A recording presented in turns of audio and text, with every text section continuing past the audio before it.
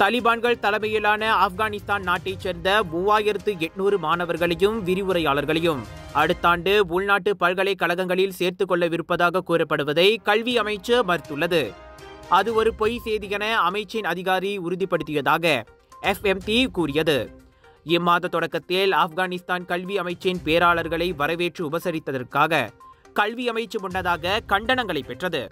எனினும் அவர்களுடன் கல்வி தொடர்பான விஷயங்கள் பரிமாறப்பட்டதாக அமைச்சர் ஃபட்லினா சிடேக் அதற்கு விளக்கம் கூறியிருந்தார். உலகில் பள்ளிகளிலும் பல்கலைக்கழகங்களிலும் பெண்களுக்கு கல்வி வாய்ப்பை மறுக்கும் ஒரே நாடு இந்த ஆப்கானிஸ்தான் ஆகும். தலிபான்களின் அக்கொள்கை பாலின வெறிக்கு சமமாகும் என ஐநாவே சாடி வருவது குறிப்பிடத்தக்கது. தலிபான்கள் தலைமையிலான ஆப்கானிஸ்தான் அரசுடன் உறவையும் ஒத்துழைப்பையும் மேம்படுத்த மலேசியா தயாராக இருப்பதாக பிரதமர் டத்தோஸ்ரீ அன்வார் இப்ராஹிம் கடந்த ஆண்டு மார்ச்சில் அறிவித்திருந்தார்.